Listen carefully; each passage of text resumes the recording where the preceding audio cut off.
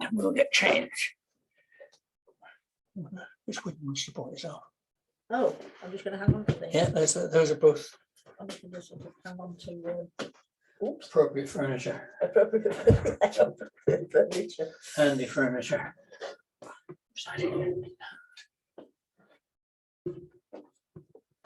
Right.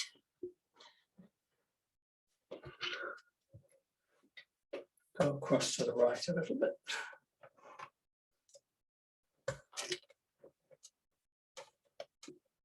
Oh, am I too near? That'll do nicely. Yeah.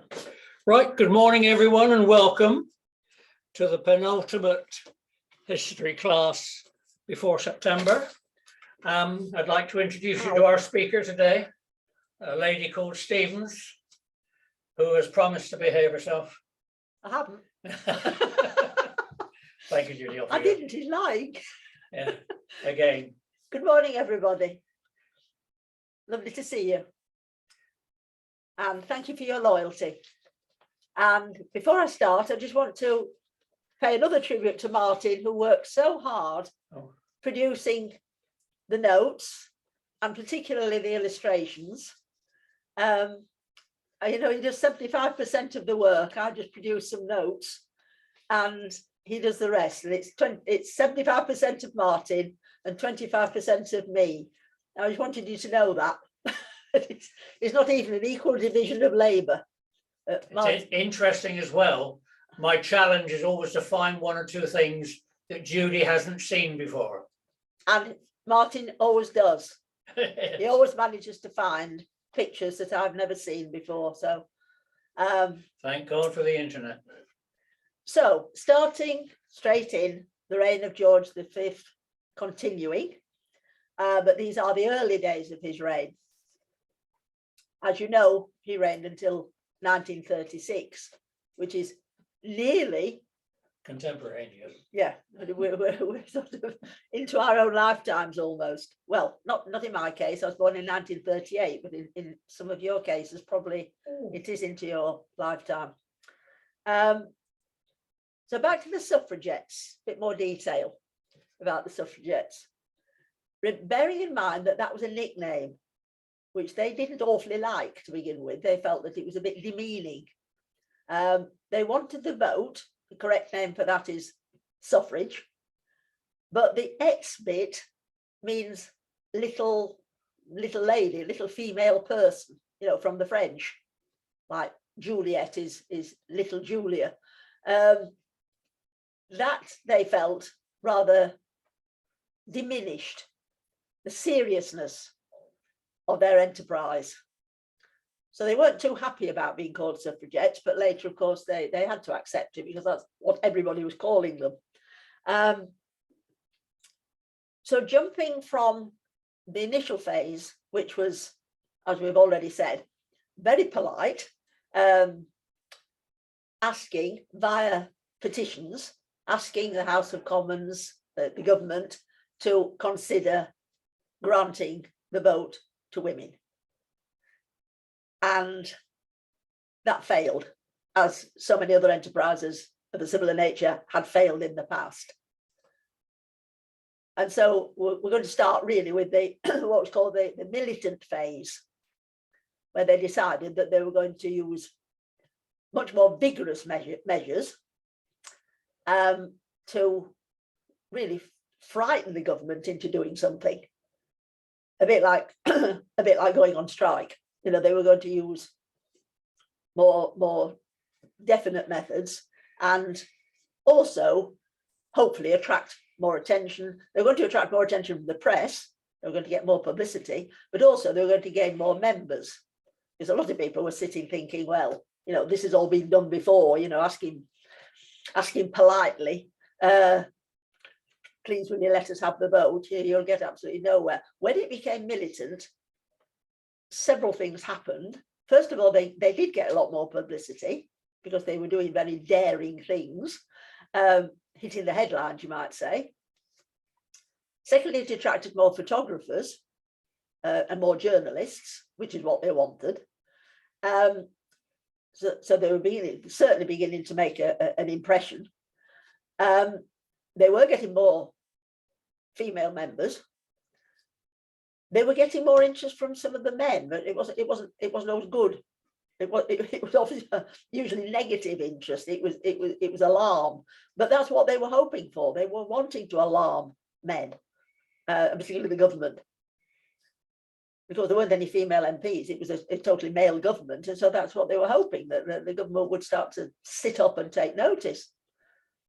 But the other side of that, of course, was that they were called antics. Another way of trying to demean the women was by not taking them seriously and calling the campaign, the things they were doing, antics, as if they were children, naughty children, out of control, antics.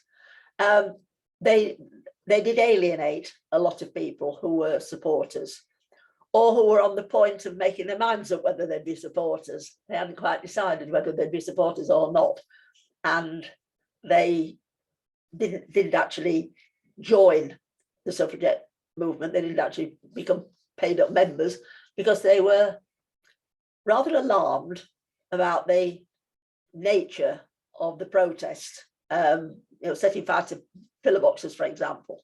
A lot of people thought that was outrageous. Well, it was meant to be outrageous.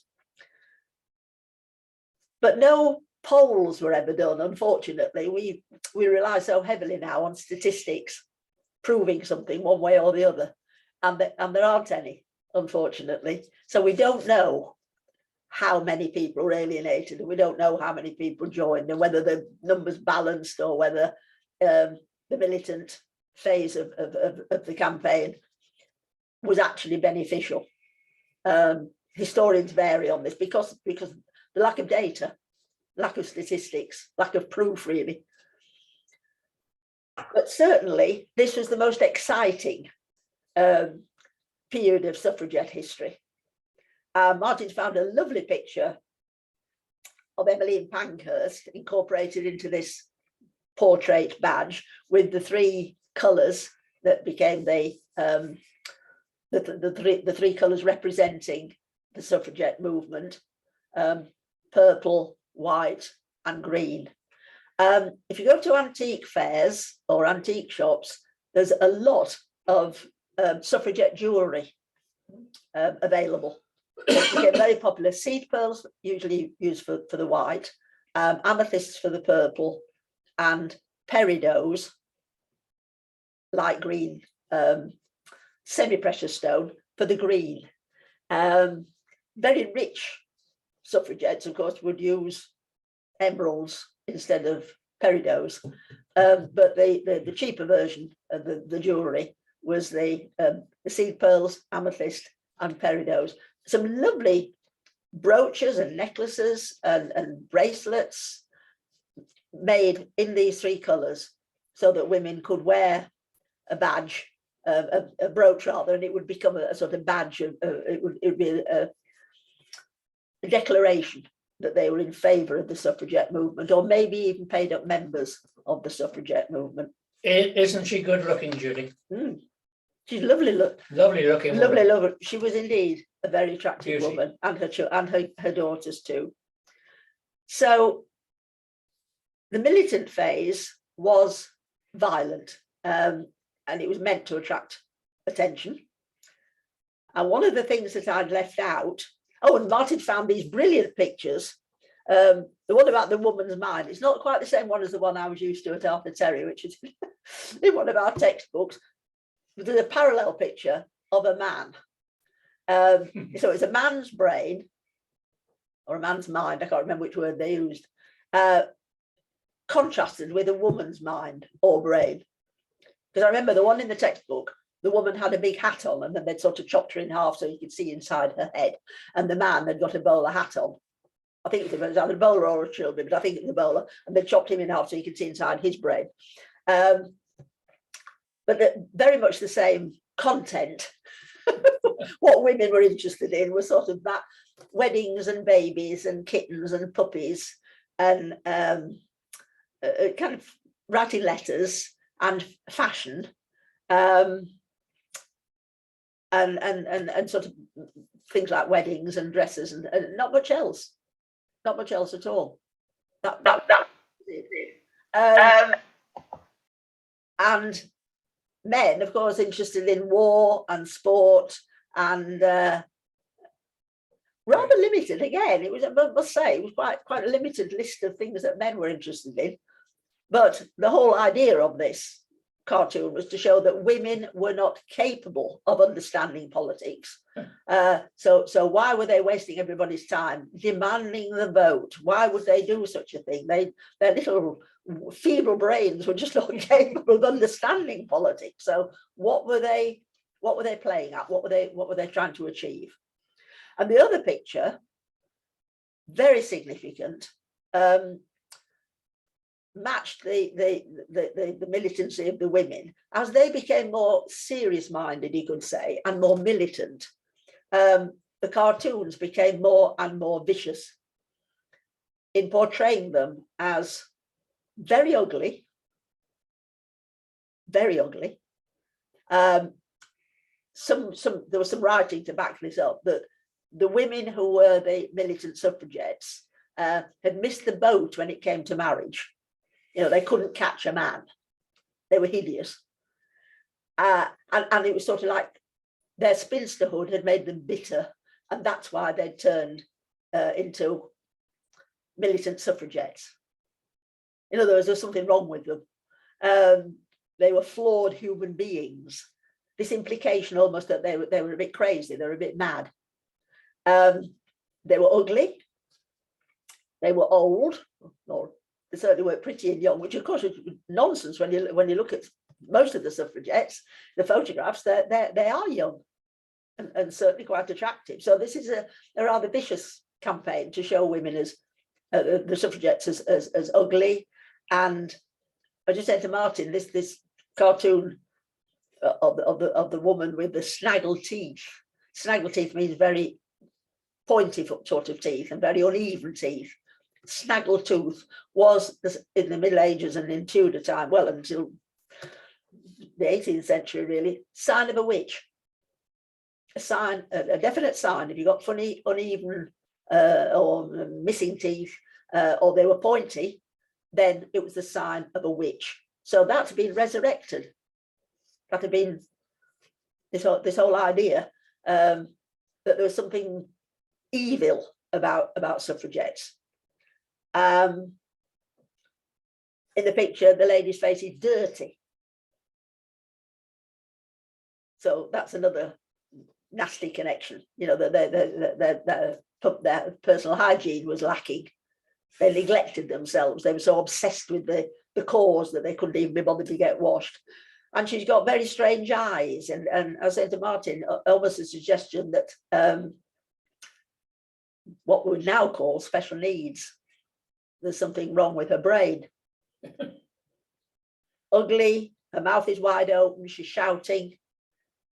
She doesn't look right at all. It's a very nasty cartoon, but it says so much about the attitude of many men towards the suffragettes. That once they became militant, it wasn't a kind of patronizing pat on the head, oh, aren't they cute, all sort of wandering around trying to get attention, trying to get the vote, you know, a patronizing, condescending sort of attitude. It changed. Once the women became militant and started to do things that shocked the nation, then the opposition to them became really, really vicious.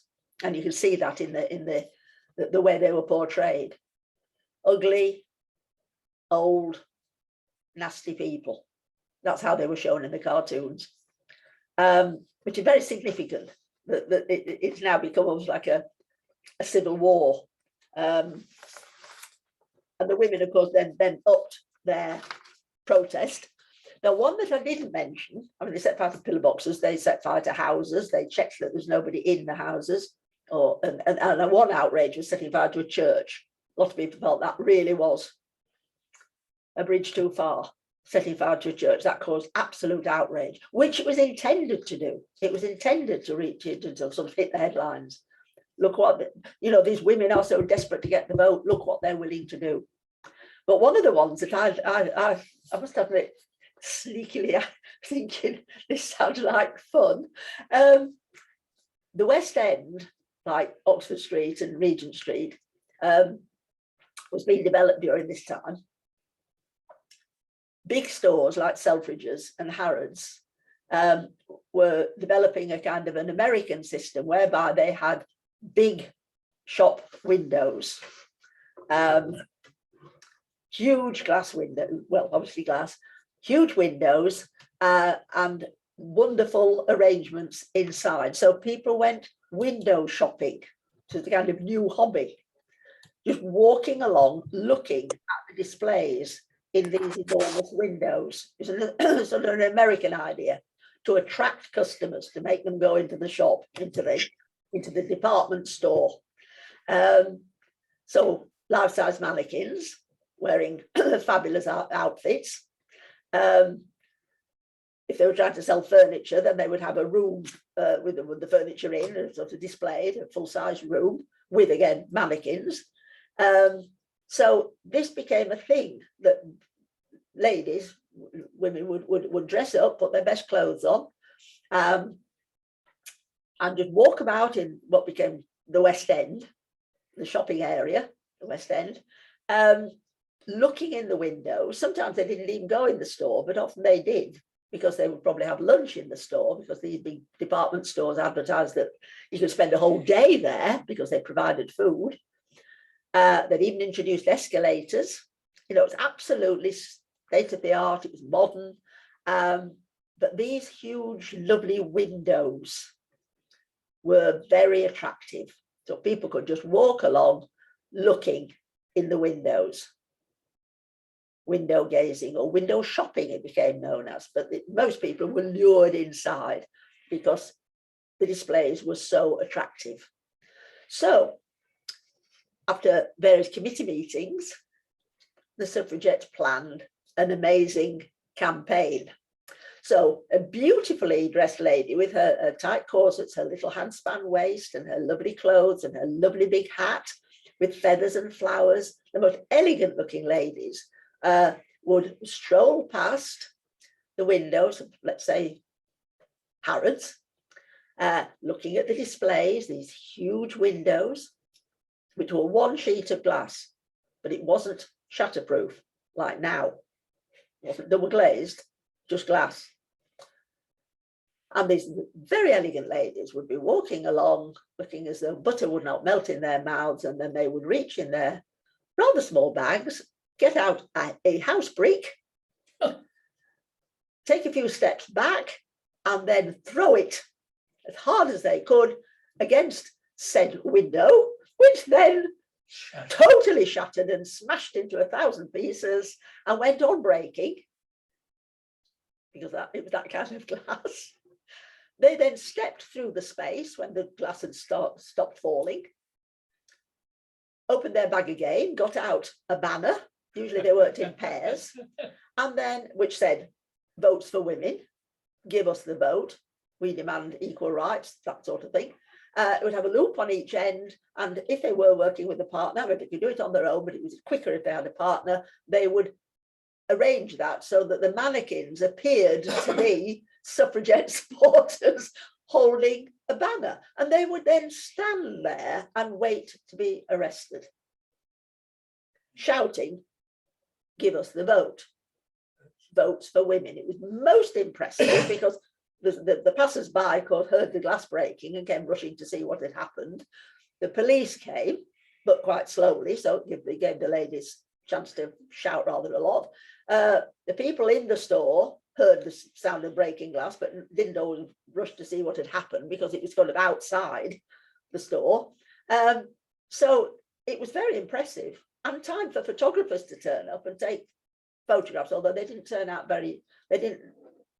there was so much excitement and fear because it was broken glass, that the photographs didn't turn out terribly well. But publicity wise, absolute genius, because these stores had only just set themselves up. You know, it was sort of new, when it was the new hobby was going to look at these stores and these fabulous window displays. What a wonderful thing to do. sabotage the display. And of course, the insurance companies put up the premiums. This happened over and over again. And the beauty of it was they couldn't tell who the criminal suffragettes were, because they were just lovely, elegant ladies. They looked, they didn't look as though they were going to do any damage to anything. That was what was so clever about it. And then, of course, these ladies were arrested, criminal damage, appeared in court, sent to prison, went on hunger strike. It all worked very, very well from the suffragette point of view. And was very dramatic and very expensive for such as Harrods and Selfridges, and maximum publicity. Another thing they did was interrupting House of Commons debates, because being a free society, members of the public can go into the Strangers Gallery or the public gallery. They're not supposed to shout. You are supposed to listen respectfully to the debates. That is made very clear when you go in. I mean, we used to take our year 11 pupils every year and get tickets for the House. We only used to get 5 tickets. It was Norman Fowler at the time was our MP. And one year he managed to get 6 tickets for the House of Commons, but we could have 15 tickets for the House of Lords. So we were, children were allowed to go in and see that the House of Commons working. But all the time, as soon as you went in, there were ushers saying, "You've got to be absolutely silent. You don't make any demonstration. You don't do anything. You don't shout anything. You must be quiet." Which is a little bit ironic, because the children used to say, if we behaved like they're behaving, shouting out to each other, shouting things, we'd be put in detention, wouldn't we, miss? They couldn't quite grasp why they weren't allowed to speak at all and be totally silent observers, where the MPs were shouting insults at each other and making funny noises. They found that very curious, that nobody was in. It is. The speaker was in charge, but didn't seem to be doing very much to stop the insults and not the insults, but the noises. It was all a bit chaotic. We went one year and it was particularly chaotic, and the children were really quite indignant about it. Why isn't anybody doing anything? Why aren't they stopping them? Why can't we join in? So this was the new idea, women very bravely shouting out from the Strangers Gallery, and then of course being hustled out very quickly. They hadn't actually committed a crime, but it got publicity. And hanging banners on public buildings without permission, that went down well, because again, the photographers would get photographs, and that helped the cause. And then again, Martin found a very good picture of suffragettes being arrested. The other thing that I didn't mention was that when they were arrested, they did what a lot of modern protesters do. They sank onto the ground, knowing, I think I did probably mention it, knowing that the police, because of the deferential attitude to women, I mean, there was a good side to the attitude to women, was that they were very delicate and to be treasured, and delicate flowers, and that you didn't mishandle women.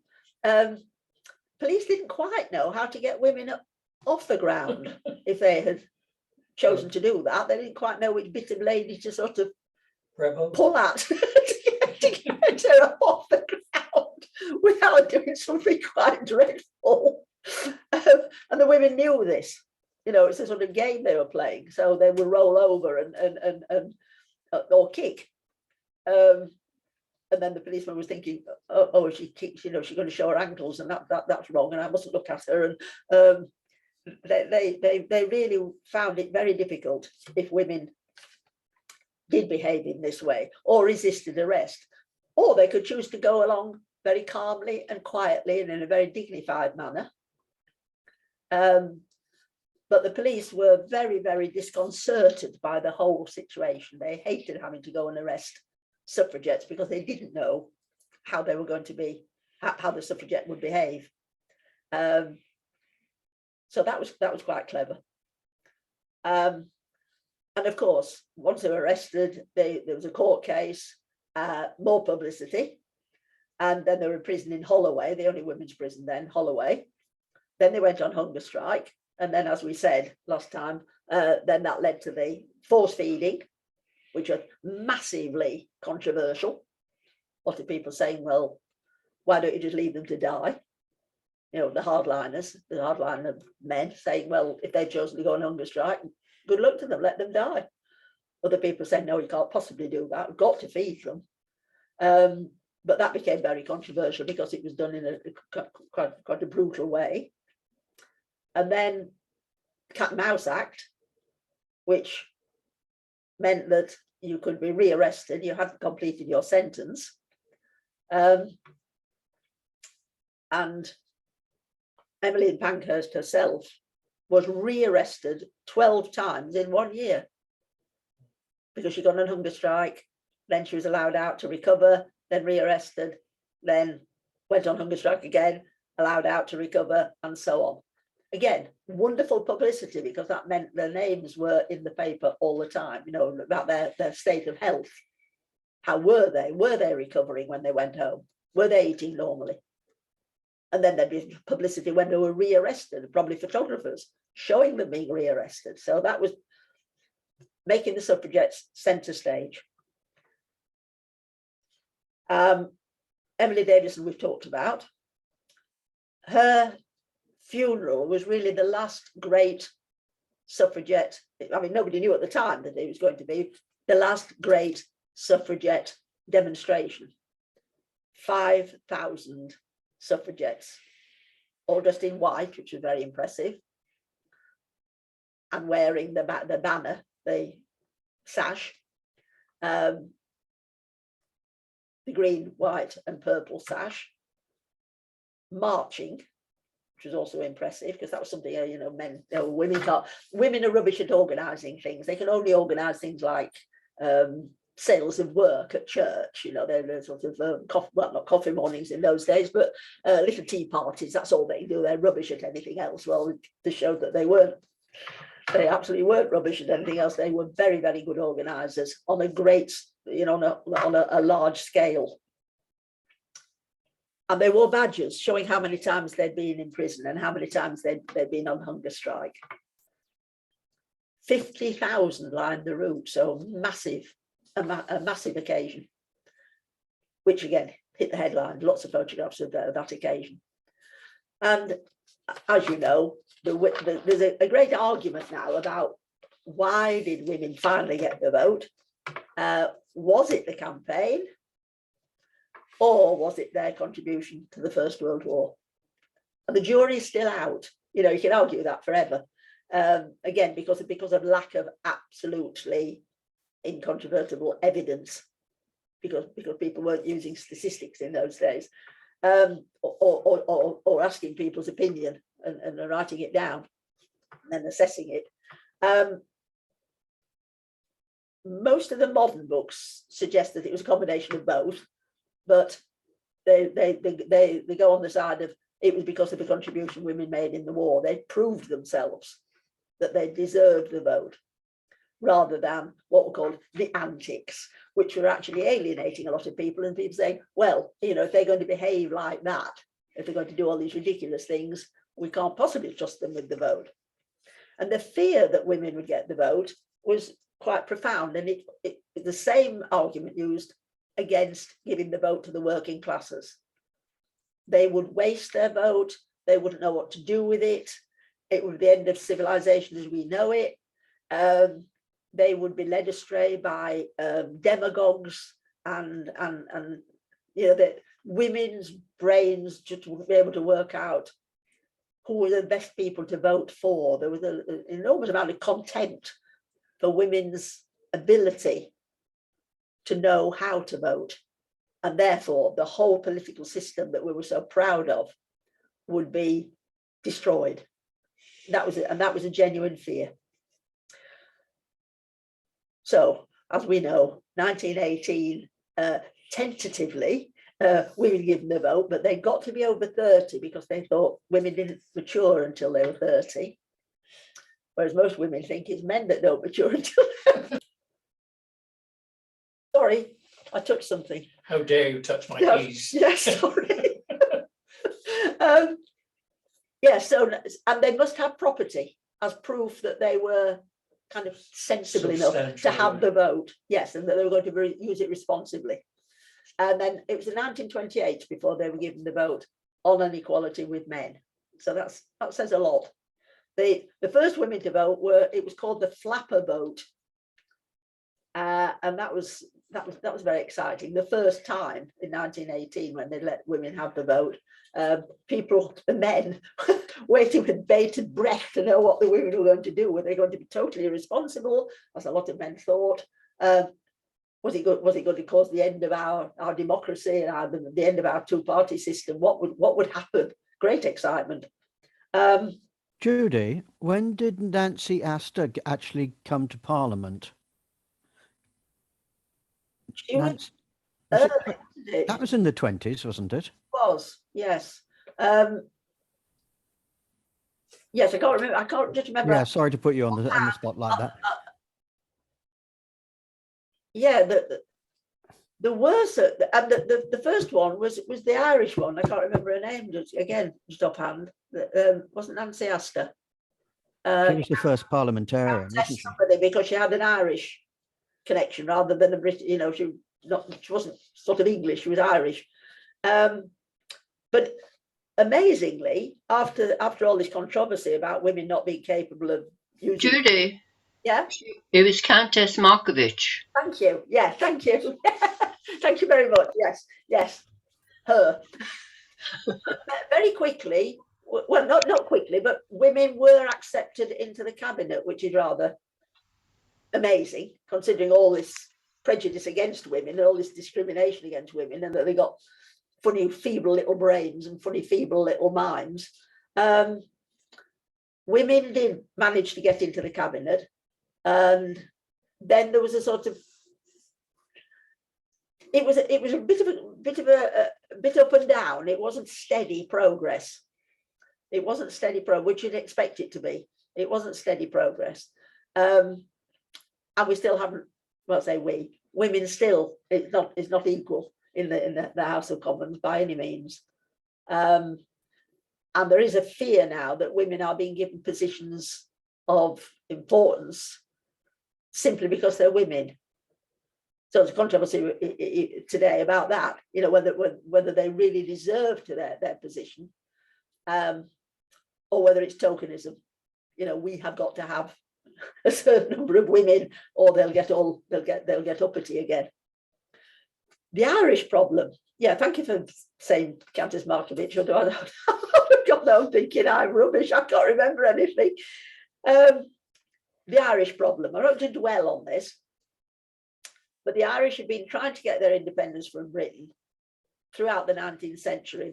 We took Ireland into the United Kingdom in 1800, the Act of Union, to make the United Kingdom. But many of the Irish, I mean, they hadn't agreed to it, so it was a kind of an imperial move, because they were Catholic, we were Protestant. We despised the Irish. I mean, that's an awful thing to say, but it's true. We looked down on them. We thought they were primitive. They were Catholic, so bad mark against them, obviously, because Protestantism was, sadly, and in a horrible way, Protestantism was seen as more civilized. That sounds dreadful, but that because of prejudice in those days, that was the situation. And the Irish were seen as simple people. They didn't have very powerful brains. They weren't very well educated. They lived on potatoes. They lived in very simple sort of houses, largely agricultural. They were irresponsible. That was the main thing. The main accusation was that the Irish were irresponsible by nature, that they didn't face up to problems. They remained poor because they had too many children, and they sang and they danced and they told stories instead of working. Isn't that an awful thing to say about a whole race of people? That they were Celts. they hadn't got a work ethic, and they were dreamy, and you know, the singing and the dancing was a sign that they were rather childish. They were childlike. They didn't face up to things. They were escapists. They just sat around a fire eating potatoes and telling each other stories and imagining things, and you know, believing in all sorts of weird and wonderful things. You know, they were superstitious. They were stupid. I mean, that was the message. They were stupid. And some of the cartoons, which we did have in some of the textbooks at Arthur Terry, were embarrassing, because the Irish were shown as monkey-like. They were shown with very big wide mouths and small eyes, little nose, very clearly ape-like, and usually the men shown holding a shillelagh and bent over, rather like a gorilla. They were often shown bent over, even though they were portrayed as young. They were violent. That was the message. The Irish were violent, irresponsible, too many children, lived on potatoes, couldn't be bothered to farm properly. It was just horrible, horrible racism. Totally blatant, totally open. That was what a lot of people felt, that the Irish were not very worthy at all. And so there was all this prejudice that the Irish were fighting against, and they decided that they wanted their independence. This was opposed because if we gave the Irish their independence, the empire might start, you know, different countries in the empire might start asking and say, well, the Irish got their independence, why can't we have ours? So it's very much a sort of, well, we can't let that happen. We don't really rate the Irish, but you know, we certainly can't let them go running free, which is what they want. And so the problem grew and grew, and finally became a dominant issue in politics. Certainly the last, Gladstone was Prime Minister 4 times, and it came to dominate his last 2 ministries. The Irish, there was no the Irish problem or Irish home rule. And then another problem appeared, of course, that Ireland wasn't one united country. Northern Ireland, Ulster, the 6 counties, were predominantly Protestant, and they did not want to belong to a Catholic republic, very understandably. So what was to happen to them? They became militant, both sides armed. A horrible situation was developing.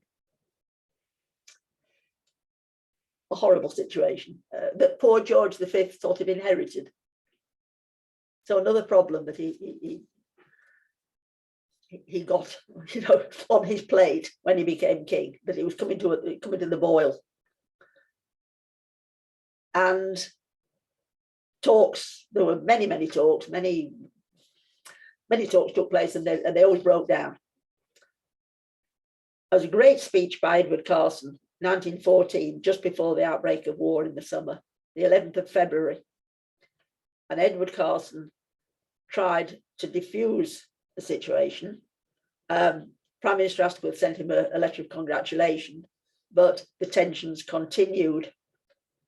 Both sides feeling very passionate about their particular point of view. The Irish wanting their freedom from Britain. They wanted to be a republic, Catholic republic, making their own laws, and the Northern Irish saying, we want to stay in the United Kingdom. We do not want to belong to a Catholic republic. We were loyal to the Crown, we were loyal to the British, we want to stay British.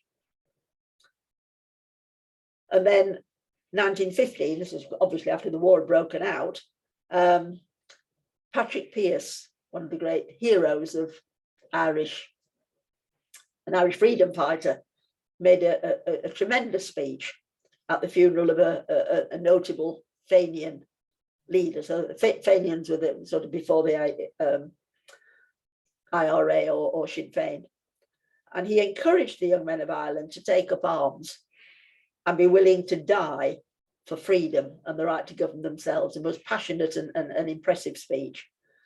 And then, of course, in 1916, the Easter Rising, this actually happened, that the Irish freedom fighters managed to hold the post office in Dublin for 5 days, armed, of course. And the leaders were arrested by British troops. By this time, British troops had been sent in because these men were traitors, or designated as traitors, and hanged, and had become heroes, martyrs. And it led to increased support for Irish independence. Instead of calming everybody down, saying, look how well the British government have dealt with this problem, no, they have hanged the traitors, so that's the end of that. It wasn't the end of anything. It was far from it. It made more and more young Irish men be willing to die for the cause. And then we've got the rise of Sinn Féin, a political party pledged to gain Irish Home Rule, and the leader, Eamon de Valera, and Martin's found a lovely picture of him. So the Irish situation was very, very difficult indeed. Irish regiments fought bravely in the Great War. Some people thought that would heal all wounds, sort of thing, heal all divisions. But not at all. I mean, as soon as the war was over, the demand came back: we want our freedom. And it was clear by then that Irish Home Rule was inevitable. We couldn't keep Ireland. But what to do about Ulster? They were still saying they didn't want to be part of the Irish Republic. Ireland would have to be divided. And by the Parliamentary Act of 1920, it was established that there would be two Irelands. There would be a Protestant Ireland in the north and a Catholic Republic in the south. And King George made a very important speech. A lot of people saying, well, he wasn't bright enough to write his own speeches because he wasn't an intellectual at all. He was a very average, possibly below average intelligence. And we don't quite know how much of the speech he wrote himself, but it is now believed that he wrote rather a lot of the speech, that he was, again, underestimated by a lot of politicians, that they tended to patronize the king. Because he hadn't had a brilliant education. And they tended to think that he was a puppet. And the opinions he expressed were those of somebody else. Somebody else was putting words into his mouth, sort of thing. But the latest idea is that isn't fair at all. It isn't, and it's not accurate. And that he did write much of the speech himself. There are people who are experts in this have analysed this speech, compared it with other speeches he'd made, and decided that a lot of it was his own genuine.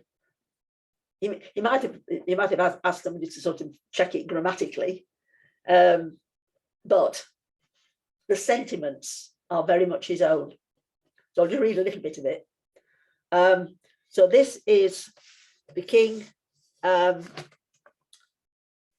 agreeing to open the first North of Ireland Parliament himself, despite advice that he might be assassinated, that it was not a good idea to go there personally. And that was like a red rag to a bull. He was personally very brave. So as soon as he was told he couldn't, yeah, that was it. Yes, he was going to go in person. He thought that was very important. Members of the Senate and of the House of Commons, excuse me, for all who love Ireland, as I do with all my heart. What a good way to start. This is a profoundly moving occasion in Irish history. My memories of the Irish people date back to the time when I spent many happy days in Ireland as a midshipman. What a clever thing to do right at the beginning of his speech, to personalise it. And that sort of thing wasn't done by royalty in those days. He was the first monarch to actually do that. to personalise, to say, I am involved in this. I was happy in Ireland. What a clever thing to do, to sort of get them on side straight away. And yet he wasn't a manipulative sort of person. This is absolutely genuine. It wasn't, you know, politicians saying, oh, get them on the, you know, pay them a few compliments and you'll have them eating out of your hand. He wasn't like that. He was a simple soul in many ways, very genuine, very down to earth, very practical because of his naval training. So my affection for the Irish people has been deepened by successive visits since that time, and I have watched with constant sympathy the course of their affairs. I could not have allowed myself to give Ireland by deputy alone my earnest prayers and good wishes in the new era which opens with this century, with this ceremony. And I have therefore come in person as the head of the empire to inaugurate this parliament on Irish soil. I inaugurate it with deep felt hope, and I feel assured that you will do your utmost to make it an instrument of happiness and good governance for all parts of the community which you represent. This is a great and critical occasion in the history of the 6 counties, but not for the 6 counties alone, for everything which interests them touches Ireland, and everything which touches Ireland finds an echo in the remotest parts of the empire. Few things are more earnestly desired throughout the English-speaking world than the satisfactory solution of the age-long Irish problems which for generations embarrassed our forefathers, as they now weigh heavily upon us. Most certainly there is no wish nearer my own heart than that every man of Irish birth, whatever be his creed and wherever be his home, should work in loyal cooperation with the free communities on which the British Empire is based. I am confident that the important matters entrusted to the control and guidance of the Northern Parliament will be managed with wisdom and with moderation, with fairness and due regard to every faith and interest, and with no abatement of that patriotic devotion to the empire which you proved so gallantly in the Great War. Full partnership in the United Kingdom and religious freedom Ireland has long enjoyed. She now has conferred upon her the duty of dealing with all the essential tasks of domestic legislation and government, and I feel no misgiving as to the spirit in which you who stand here today will carry out the important functions entrusted to your care. My hope is broader still. The eyes of the whole empire are on Ireland today. That empire in which so many nations and races have come together in spite of ancient feuds, and in which new nations have come to birth within the lifetime of the youngest in this hall, and so on and so on. It's a wonderful speech. A wonderful speech. I'll just read the end of it. For this, the Parliament of the United Kingdom has in the fullness measure provided the powers. For this, the Parliament of Ulster is pointing the way. The future lies in the hands of my Irish people themselves. May this historic gathering be the prelude of a day in which the Irish people, North and South, under one Parliament or two, as those parliaments may themselves decide, shall work together in common love for Ireland upon the sure foundation of mutual justice and respect. It's masterly, and there is a lot of the King's own emotions involved in that speech, and it was described as perhaps the greatest service performed by a British monarch in modern times. The King was praised for the tactful, masterly way in which he handled this situation that Ireland had divided. And it had led to bloodshed, of course. We all know that it led to bloodshed. a civil war, and it wasn't completely sorted. There was further bloodshed, but by 1922, it had been settled that there would be the Southern Republic of Ireland, and there would be the 6 counties. Ulster would remain in the United Kingdom. And the king had a great role in lessening the tension. I mean, that was a beautiful speech, and you could hear that there was sincerity. He wasn't just delivering what somebody else had told him. Nobody kind of put a speech into his hands and said, right, read this. You could tell that he genuinely felt great affection for the Irish people, and had been very, very, very, very concerned about the violence and the fact that Ireland had divided in such a way. And then we've got the road to the First World War. You know, poor King George, what an inheritance. Instability in Europe, massive instability in Europe. And this is a sort of turning point. It's called a watershed in history. A lot of textbooks would go up to 1914. Textbooks that were probably like the ones we had at school, that were a series of textbooks. Sometimes they took a dynasty. You know, you'd have the Tudors, so to be 1485 to 1603. You'd have a textbook that covered that period, or you'd have a textbook that covered the Stuart period. 1914 isn't the end of a dynasty, but it has always been seen since as a sort of turning point, a watershed. It's called a watershed in history. Then again, sometimes 1939 or 1945, the end of a great world war, because things were never quite the same again after the war. New countries had appeared. The map of Europe had been totally changed, totally altered. Regimes had fallen, empires had collapsed, and socially and economically things had changed.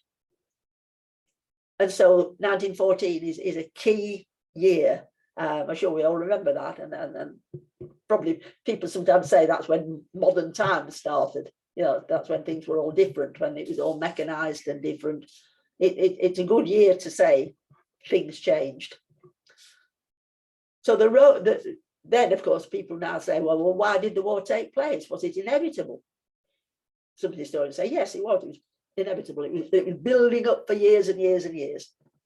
This idea that it was all wonderful and peace loving, and everybody liked, you know, it was all calm and wonderful, and then all of a sudden it was this war and it was terrible. That wasn't the case. There was instability in Europe for many, many years, and people were predicting a war, a large scale war, not just between two countries. That had been going on for hundreds of years. The idea of 2 or even 3 countries joining in a war, but not a world war. It was the first time it could be described as a world war. So the instability, as I had been building up, and this was a lovely O-level question sort of explain or account for the outbreak of war in 1914. A doddle, you know, a question that it got, you know, certain points, and if you raised all the points and you described all the points, then you got an A. It was one of those sort of questions where you didn't have to do too much interpreting or trying to think, what does the question mean? You just had your different points and expanded them. So here goes with the points. One of the main points was the development of several, 2 armed blocks, 2 armed alliances, opposed to one another, obviously.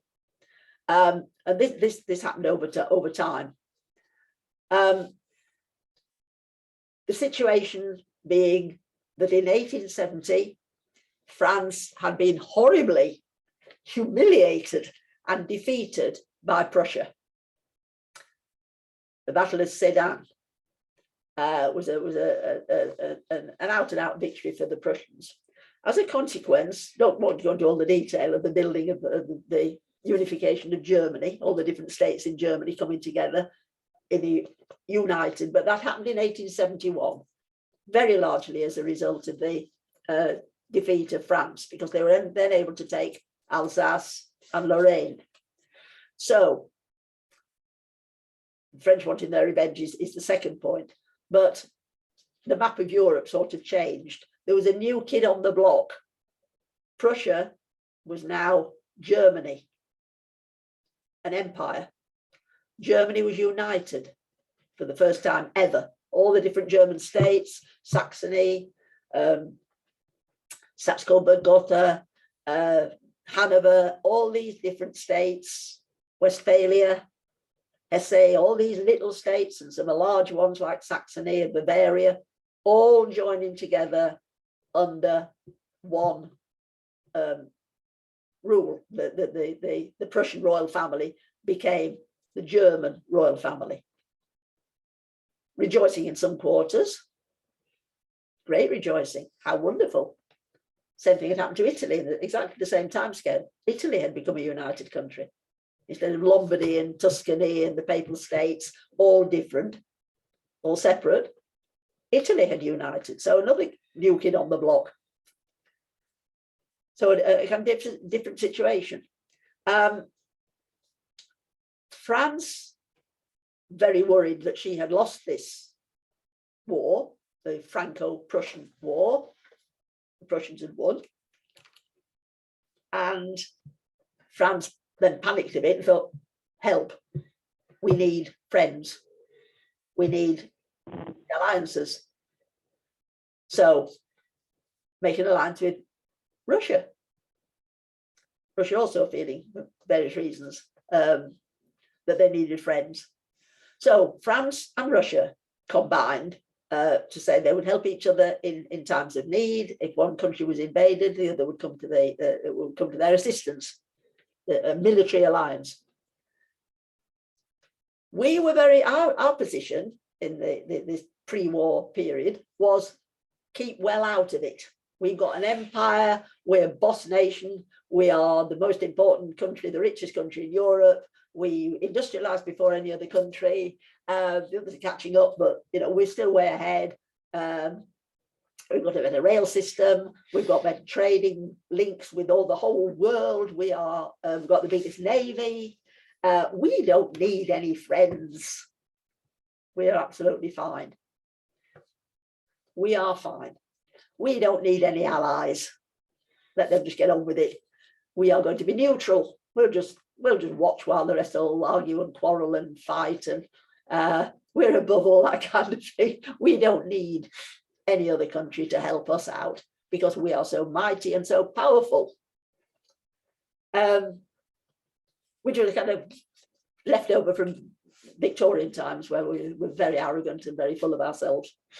The world was changing, but we weren't changing with it at that point anyway. And then following Edward VII's very, very successful state visit in 1904 to our erstwhile enemy, France. France had been our enemy for hundreds of years until the Crimean War. And then mysteriously we were allied with France, which is a bit of a shock for people. The enemy had suddenly become our friend. But then we'd gone back to thinking more or less of the French as our enemy or enemies. But then we were the standalone country. We didn't need anybody. But then after this visit, after the very successful visit, Edward VII loved France. He didn't like the Prussians. He loved France. He liked the freedom. He liked the food. He liked the nightclubs. He liked the Folie Bergère. He liked the wine. He liked everything about France. To him, it represented everything he hadn't experienced when he was young, sort of freedom and a kind of liberal point of view, and people could be unfaithful to their wives and it didn't matter. It didn't seem to matter in France. That was his feeling anyway. So he did a similar thing to his son George V. He flattered the French. He made speeches saying how lovely the French were and how wonderful it was to be in France, and praising their culture and their way of life, and then signed a treaty of support with France. It wasn't quite, if you're invaded, we will come to your aid. It wasn't quite as definite as that, but definitely it was the Entente Cordiale. That's how it's described, the friendly alliance. So there were three countries then: France, Russia, and Britain in one group. The new Germany began to feel threatened and surrounded, and began to get a bit paranoid. They made the obvious relationship with Austria, and Austria had taken over Hungary, so Austria-Hungary. So those two countries came together. The Austrians, of course, had a huge empire. So Germany felt a lot safer when they'd made a friendship and an alliance, a military alliance with Austria. And then Italy joined once the war had started, and then Turkey joined the German bloc, and Japan joined the Triple Entente. So other countries were sort of drawn in. So there were two, it was called the two armed camps in Europe. They had combined for safety reasons, for security, but it actually meant that it was a dangerous situation because they were facing each other as enemies. And Germany particularly paranoid about being surrounded. The second cause of the Great War, France determined to get revenge it was called, for the defeat, the horrible, humiliating defeat of 1870 at the Battle of Sedan, where the Prussians, with far more advanced weaponry, and the Prussians prided themselves, they were it was a militaristic regime, and so made mincemeat of the French army. It was a very, very humiliating, and the French were determined to get their revenge. They wanted Alsace and Lorraine back, not just revenge, but boys were taught in school that they must, when they got older, they must join the army and they must beat the Prussians. They must gain the lost land. They must regain the Rhineland provinces, Alsace-Lorraine, get them back. That was drummed into French boys, particularly, but I mean the whole nation, but particularly boys were actually given lessons of what had happened, and that the new generation, they must make it right, get the land back. Turmoil in the Balkans, without going into great detail, you probably remember the cockpit of Europe, the Balkans were called, because they were always fighting and quarreling and arguing and either trying to get more land or get land that had already been lost. It was a very turbulent area. Russia supported the Eastern Orthodox territories like Serbia, like big brother, I will always come to your rescue if you are in trouble. The Russians were saying, we're there for you, we share the same religious faith. And so there were many different languages in the Balkans, different ethnicities, forms of religion. They belonged to the Austrian Empire, that was crumbling. The Turkish Empire was also crumbling. That was Turkey was called the sick man of Europe. There were all sorts of, and there was rise of nationalism. So places like Croatia trying to get their independence. It was a mess, and we have tried to stay out of the mess in the Balkans. Eastern Europe was. We sort of left that to the Austrians and the Russians and the Turks. It was their area, and it was in turmoil. An arms race. All the major powers were rearming with modern artillery. Because of the Industrial Revolution, fantastic new weapons were available, and the new countries particularly wanted them. And Germany was producing her own armaments. Germany was very, very advanced technologically. Huge amounts being spent on weaponry. So eventually people are going to need to use the weapons. What's the point of having them if you're not going to use them? To increase your territory or gain an overseas empire? You know, what is the point of spending a fortune on collecting all these weapons if you're not going to use them? And the personality of the Kaiser, I mean, books and books have been written about the Kaiser. Absolutely strange person. A psychologist or psychiatrist's dream, really, to talk about this damaged man, damaged in several ways. You probably remember that he was the child, the firstborn of Queen Victoria's firstborn, Vicky, who'd gone at the age of 18 to marry the heir to the Prussian throne, just Prussia then, not Germany, just Prussia, got to live in Berlin. And so this baby, I mean, they didn't know, obviously, they didn't know before it was born whether it was a girl or a boy, but enormous expectations that if he was a boy, then he was the heir to Prussia, and Prussia was, under Bismarck, was gradually acquiring other parts of Germany. The unification of Germany was very much on the cards. So this baby was born for a tremendous destiny. He was going to become the first king, well, it wouldn't call king, it'd be called emperor, the first emperor of a united Germany. That seemed to be on the cards. But the birth was very, very difficult. Very difficult. Vicky had slipped and fallen when she was about 5 months pregnant. And I mean, they couldn't do scans in those days, obviously, they couldn't do x-rays. But the baby had clearly been jolted out of position. The same thing had happened to my mum, that I was jolted out of position. But the baby then turned sideways when it came to delivery, instead of turning around the right way and going into the birth canal head first. Wasn't breech. Some books say it was a breech birth. It wasn't. It was worse than, much worse than that. He was sideways. So too late for a cesarean when she went into labour. So it had to be a normal delivery, except it wasn't. The baby was stuck. And so they pulled the baby out. They just got hold of whatever bit they could find, and it was his arm, and pulled. And as a result of that, you probably know all this, as a result of that, his arm was permanently paralysed. The nerves were damaged. Could have been dealt with today, but not then. And it damaged his neck, and there's also a belief that it damaged his ear on that side, that he had a deafness problem on that side.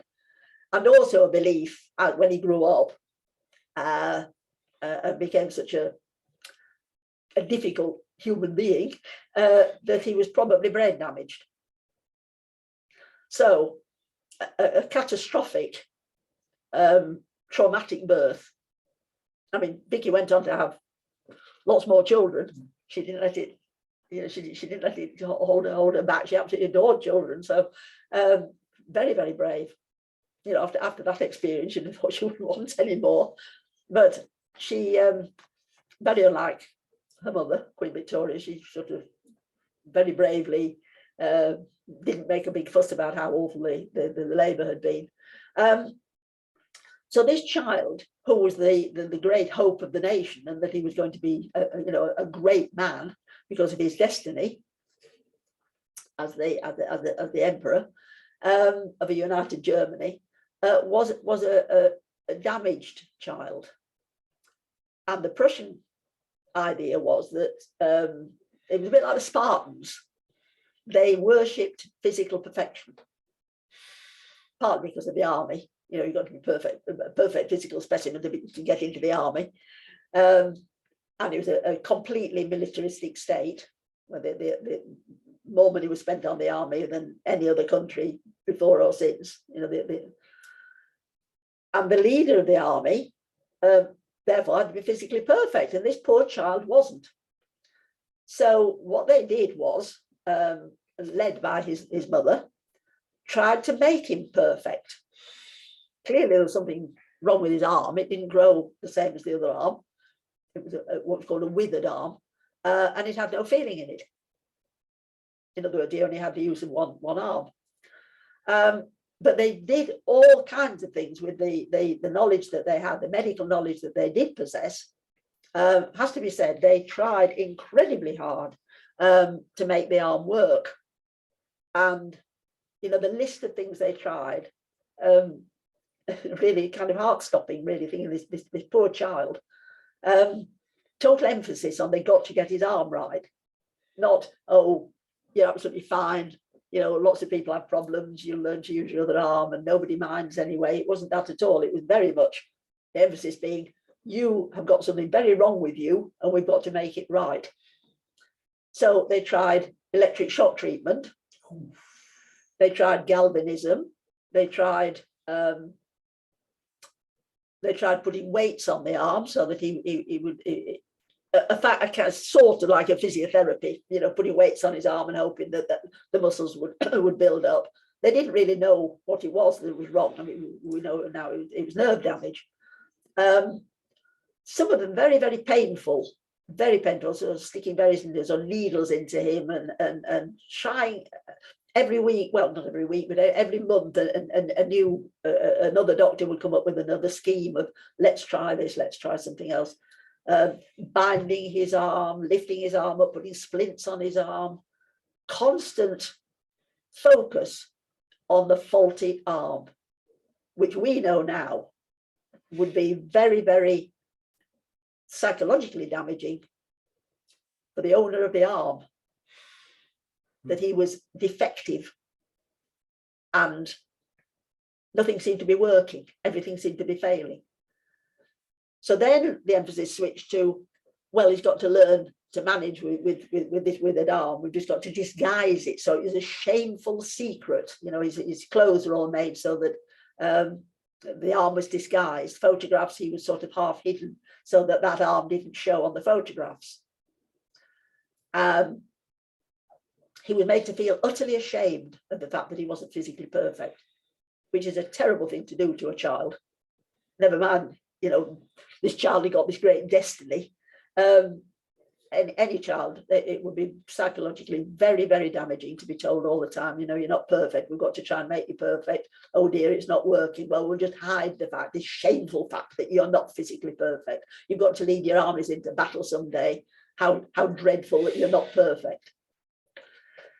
And he blamed his mother for this because she was behind a lot of the treatments. She was very, very, like her father, Prince Albert, very interested in science.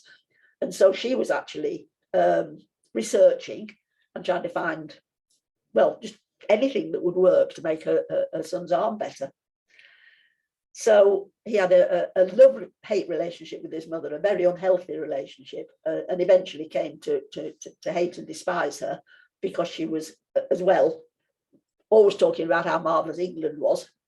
And he was being brought up to be incredibly patriotic and nationalistic, which fitted the mood at the moment. When he eventually inherited the throne and became the emperor, he was a very damaged human being. He was in his 20s, he was married, but he was a damaged person. Incredibly bombastic, incredibly boastful, lacking in judgment, rather spoke wildly at times, divine right of kings, but that wasn't just him, but carried that to extremes, that God had made him the emperor, and therefore nothing's actually free to do what he likes, but he was completely the one in charge. Nobody must challenge him because God had given him this position. He did carry that idea to extremes.